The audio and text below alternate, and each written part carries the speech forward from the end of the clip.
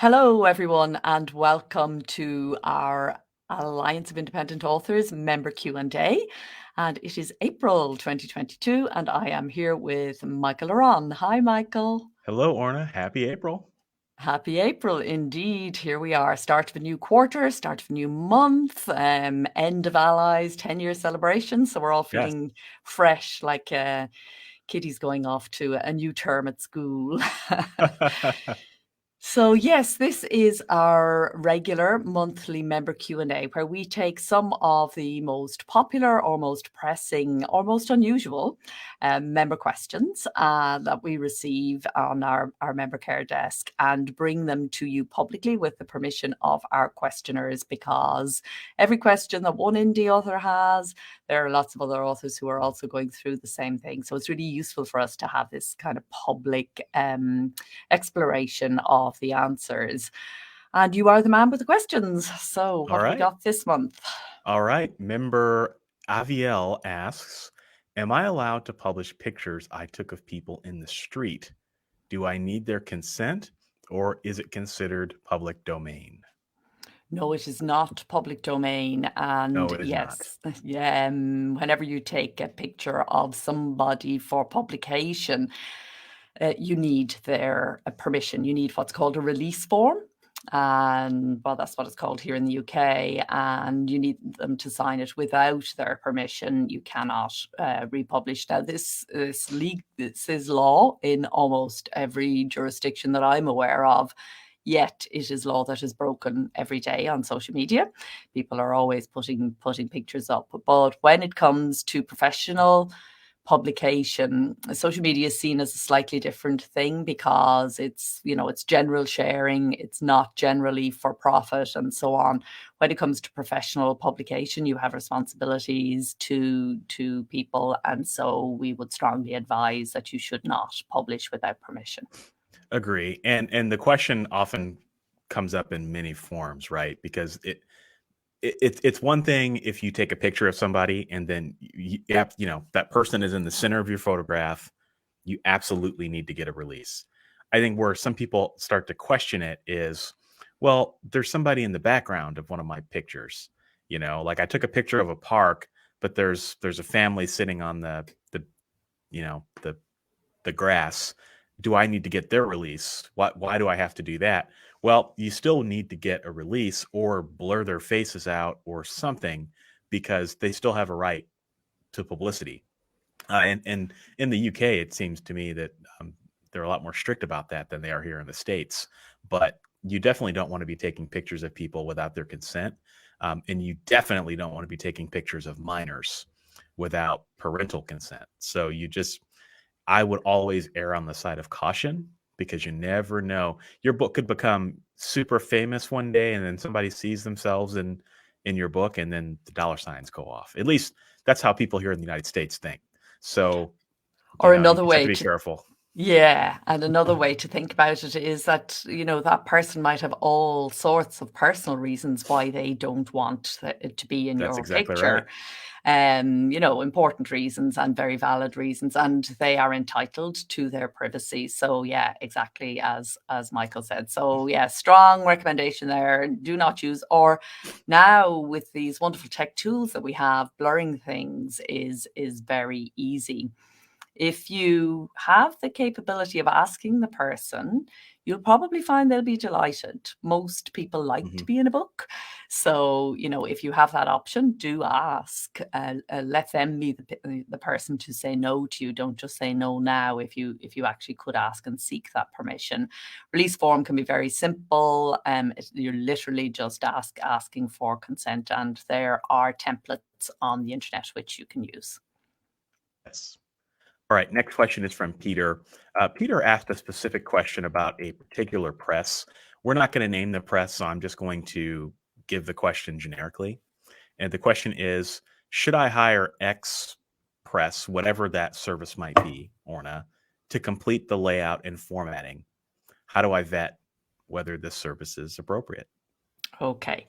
So we do a lot of work on vetting and approving services, so you don't have to. So the first thing I would say is to take a look at, we've two ways. We have our partner member directory, and these are people who have applied to be partner members of the Alliance of Independent Authors. They are skilled and experienced in working with self-publishing authors, and they can support you in whatever needs you have. Our directory of partner members is divided across the 7 processes of publishing. So you can always dive into whichever service you need and look and see who is there. We also provide freely, as an author, as an indie author community service, a list of the best and worst self-publishing services. So you can check and see if the service you're considering has a reasonable rating. And that list is maintained by John Doppler, who is the head of our watchdog desk, and the services are categorized under excellent, partner member, which is kind of our top level of category, and then good, then caution, and then do not touch with a barge pole. I don't think that's John's technical term, but basically that's the advice. And so you can check that out just by going to selfpublishingadvice.org/ratings, and you'll find the listing there with the relevant rating against it. If the service you list is not there, very possible. Services are springing up all the time. We cannot possibly keep track with this exploding arena. We do our best, but we are always interested in hearing about services that our authors want to use for whatever set of reasons. We're also interested in positive or negative feedback of any kind on any service, from the big guys like KTV and Ingram Spark and Kobo, all the way down to the local freelancer around the corner. Keeping up to date, keeping these listings up to date is a full-time job, really, because staff change, attitudes improve or disimprove. We are always relying on feedback for us to keep the accuracy of these lists. So if by any chance the service you're referring to is not on the list, then do please write to us. You can write to John at allianceindependentauthors.org, or you can write to us directly at info@allianceindependentauthors.org, all one word. So there is no need to be lost and confused in services land. So we see that as one of our core activities and one of our core responsibilities. Agree, and definitely. Can you give that link out to the ratings directory again? Yes, so the directory is allianceindependentauthors.org/directory, and members can reach that just by logging in and going to that link. And then the non-member one is selfpublishingadvice.org/ratings. All right. I don't think we can give that link out enough. That's why I asked you to say it. So thank you. All right. Next question is from Jane, and Jane asks, if I republish one of my books, do I need a new ISBN? The short answer is yes, if you have changed enough to need to do that. So there is a sort of a 10%, 20% rule. There is no hard and fast rule as to at what point you need to republish as opposed to update. So if you're talking about making a minor change because you've had to correct a typo or had a bright idea and wanted to, slip in something small, then by no means should you republish. That's just considered to be an update. All of the services allow you to do that. It helps to keep our books as professional as possible. So everyone encourages that. That's absolutely fine. No need for new ISBN in that regard. But if you have a new edition of a book, if you've added some significant amount of material or indeed deleted or changed or altered, then you do need to call it a second edition and you need to republish. And in that instance, you definitely need a new ISBN and you retire the old book. It will remain there in archives and, jump up annoyingly when you don't want it to in various places. You can never get rid of a book you've published completely in ebook land, particularly, but you arrange your publishing, so that then the new and more favored edition is the one that presents itself to readers. I'm sure you have stuff to add to that, Michael. Yeah, no, you said it all very eloquently. I it's been a while since we've had an ISBN question on the show, and I heard something from someone the other day that I guess I didn't believe it at first, and I thought maybe I'll ask Orna this. Someone told me the other day, and this was not like a, I mean, this was somebody who has substantial experience in formatting. They told me that if you change the page numbers in your book, you need a new ISBN. And I thought that was kind of crazy, but yeah, I think you will hear people say various things like that all the time. If you do this, you need a new ISBN. If you do that, you need a new ISBN. There is no ISBN overlord or judge who is sitting at the top of the ISBN universe and, you know, handing us down the 10 commandments. Unfortunately, it would be great if there was. The thing is, there are no hard and fast rules. So whenever you hear somebody give you a hard and fast rule, they're probably wrong. And in this case, I would consider it wrong. What you have to do as a publisher when it comes to republishing a book and new ISBNs, what you have to do as a publisher is take responsibility for yourself rather than looking for somebody else to kind of tell you what to do. And you have to think about the reader. So is the reader even going to notice that the page numbers are different? No. I would say, and they're not going to care. They're not going to care unless you had an index, and the numbers were wrong, and you needed them. Even then, by changing the index to match the new numbers, I would say an update would be fine for that. What you're trying to do is think about the reader and think about the influencer, the literary influencer, like the book buyer, the librarian, the bookseller. If you've done a major change to your book, then the person who's selling the book kind of has the right to know that so that they can discuss it. For example, here at ALLi, we update our guides every year or every couple of years, depending on the guide and how quickly the world is changing. Our guide in 2022 looks very different to our guide in, say, 1950 or 1915. Sorry, we were there 1915. Wow, I didn't know ALLi was around that long. You can see how old I'm feeling after all those celebrations. 2015. So it's essentially a different book. It's got loads of different information in it, so the influencer who is trying to give the reader the 2015 edition would be saying loads of this is out of date, it doesn't work, blah, blah, blah. They want to give them the updated edition. They want to know that edition is updated. If they read it 5 years ago, they're thinking CreateSpace isn't CreateSpace anymore. It doesn't exist. It's now KDPP, for example, and loads of other things like that. So think about the reader. If there's been a major change and they deserve to know it, then you republish. If it is a small change done for their convenience and they're not going to notice it, then it's an update. Yeah, well said. And you can definitely make things more complicated for readers by changing ISBNs when you don't need to. Too. Exactly. Absolutely.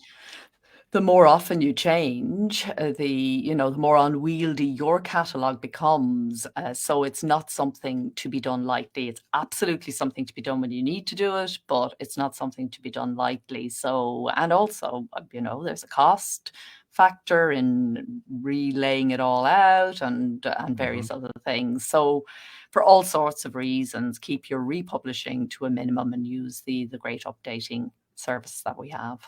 Agree. All right. Next question is from Samuel. Says, I understand that KDP will calculate and pay applicable sales taxes. Do KDP users maintain sales tax accounts for a few direct sales of their books?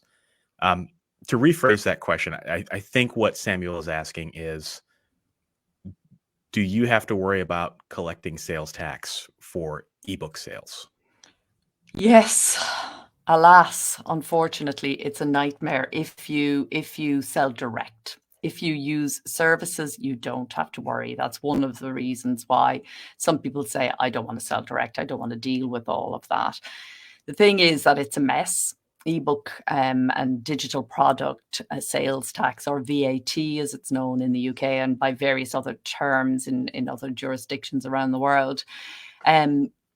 it's brought in, legislation is brought in, which is aiming to get at sort of large sellers of digital products on large platforms, and they don't think about the likes of us, the little micro digital producers, creators and distributors. So in Europe particularly, it's very challenging because within the EU, sales tax is charged at the point of purchase. It's not charged. It's charged in the country, in other words, where the reader lives rather than where the publisher lives, which is just crazy. Yeah.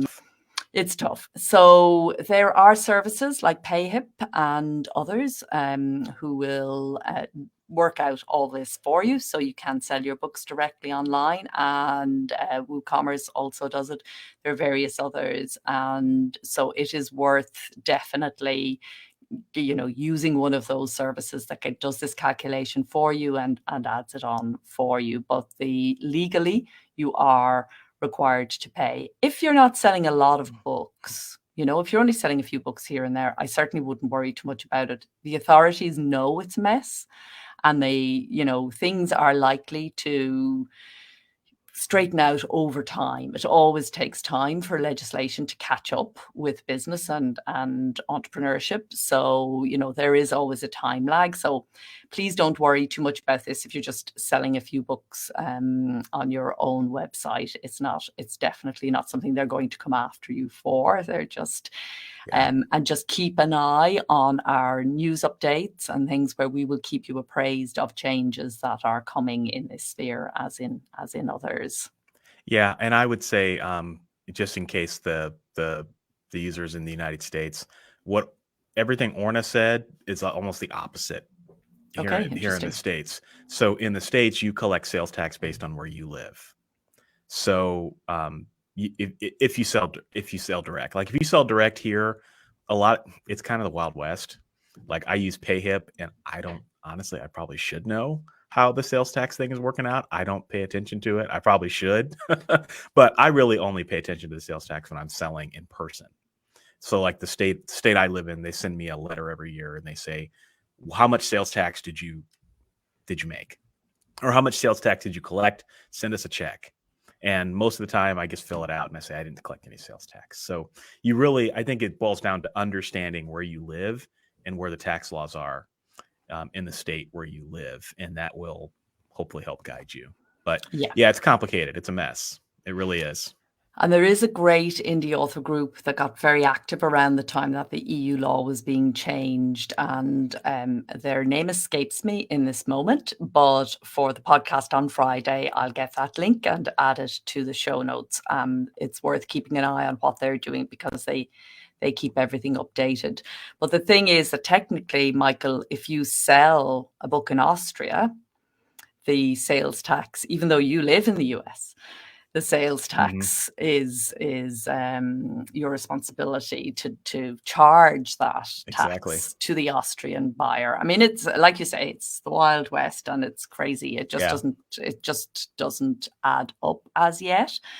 We always encourage our members, obviously, to keep to their legal and financial obligations within the best of our ability, and that's what we're doing. So keep an eye on updates on this one because there are updates coming. The authorities are aware that the current situation is not tenable, and particularly now as we talk about the decentralization of publishing, with more and more people selling direct and also selling on blockchains and with cryptocurrency. You know, there are going to be lots of changes to legislation coming up, and we are an important part of what happens because individually, yes, we are micro publishers. Together, we're now selling more books than the rest of the publishing industry combined.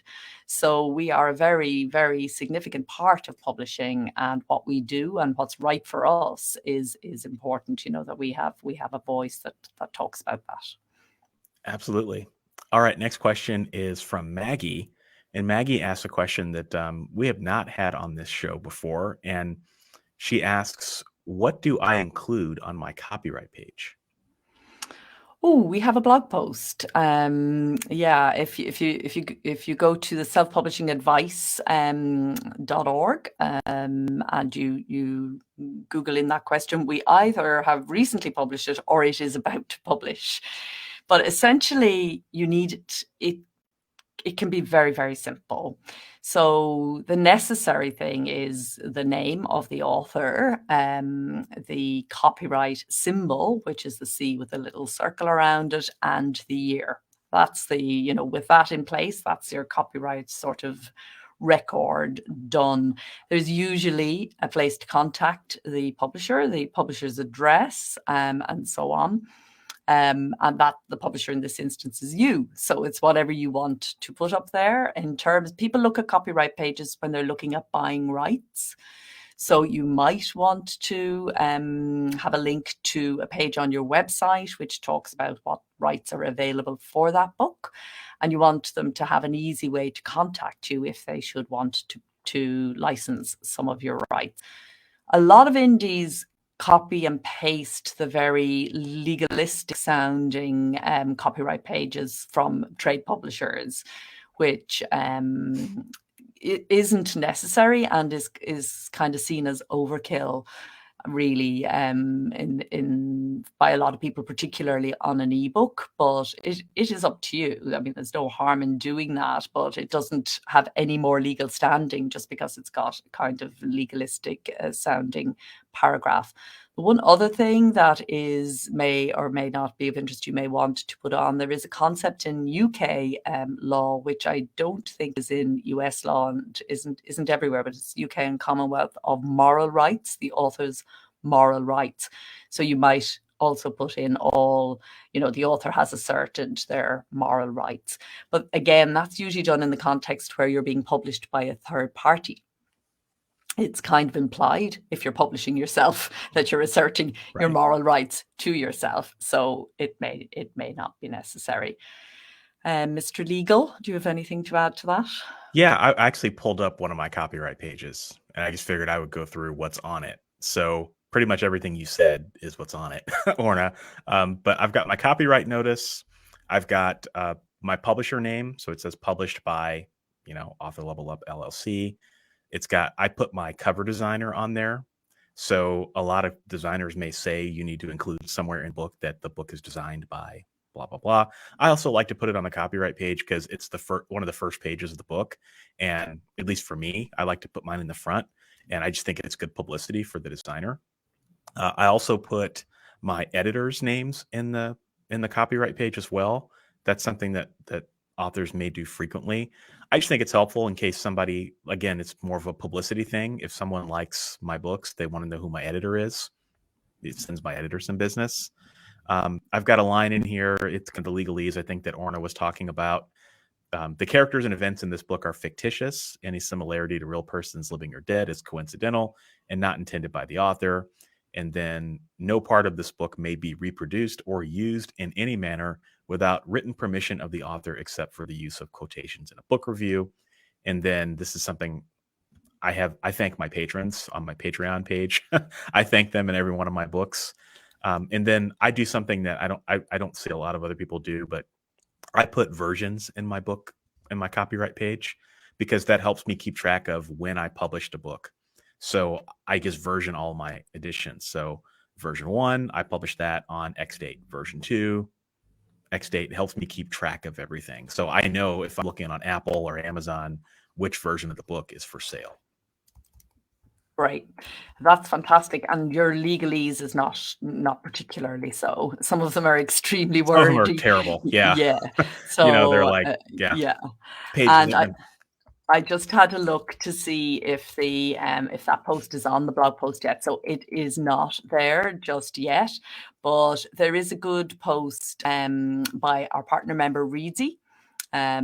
So we will again put the link in how to copyright a book, and it does what should go on the copyright page as well. So yes. And the name of yeah. that reads the article is I think it says how to create a copyright page in 5 minutes. Yes, 10 minutes, I think now. Oh, yeah, probably 10 minutes. It's getting longer. I don't know why.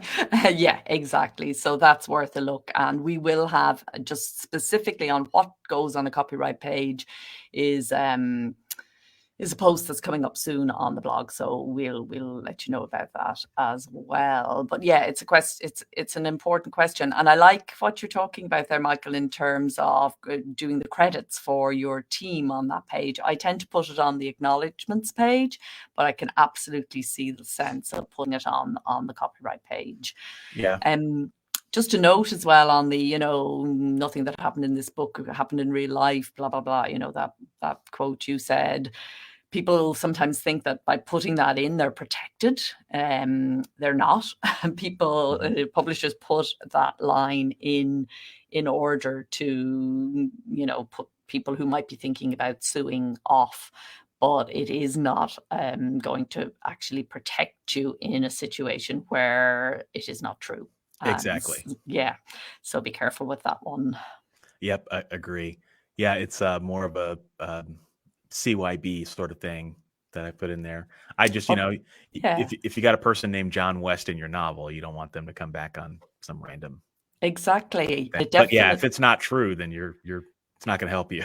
It's not going to help you. And the thing is, it does put people off going through the suing process when they see it. So it's definitely worth having, but just wanted to make that note in case sometimes authors think that just by having it there, they can then they're covered. You're not. Yes. Okay. Next question is from Matthew. And Matthew asks, do you recommend using book distributors based in China or India? If so, can you recommend any? Yeah. Both territories that are challenging. So, we have seen a number of services come and go in both territories over the years. At the moment, we are not recommending anybody. That's not to say that it's not possible to do it. And we do have some members who are doing good things. But it's challenging at the moment to find somebody that we can recommend to the vast majority of authors. So what's happening is in certain genres, certain types of books, are easier than others in these two territories. Completely understand your interest in them. Masses and masses and masses of readers in English in those territories, and also a good translation market in both territories into a number of different languages, but they are very specific territories with particular needs. There's a huge amount of plagiarism. They're not well protected by the copyright laws that protect publishing in other territories. So proceed with caution. Ask for recommendations from other authors who have done well, particularly in your own genre. And if you want us to check out anybody for you, just drop us an email. If you have somebody in mind, drop us an email to info@allianceindependentauthors.org, and we'll either share our experience with you or check them out if it's somebody that we're not aware of, if you're a member. Yeah, and in particular with China, you have to be careful with the censorship. I mean, everything has to be approved, and I guess have to make sure that if that's a market you want to go for, that your books are copacetic there, because if they're not, then you can create some problems for yourself. So absolutely, just be careful too.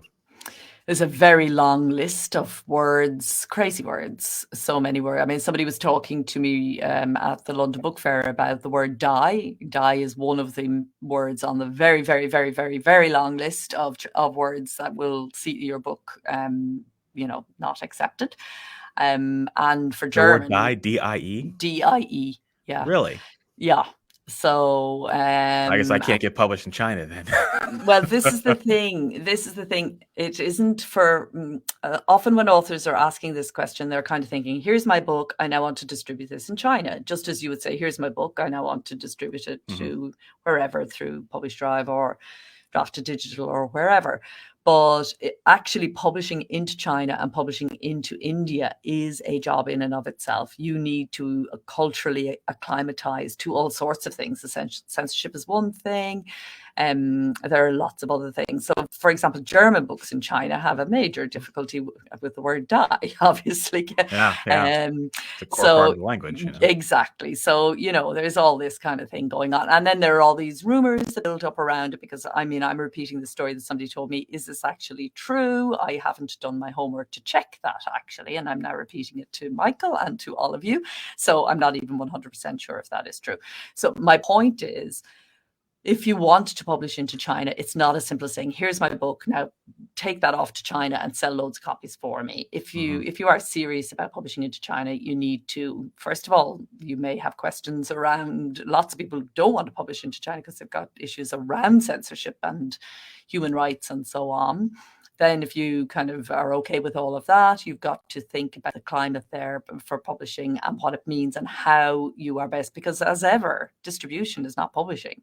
Right. How are you going to market the book there? How are you going to make sure it reaches readers? How are you going to make sure you don't culturally offend? Because believe me, there are vast differences between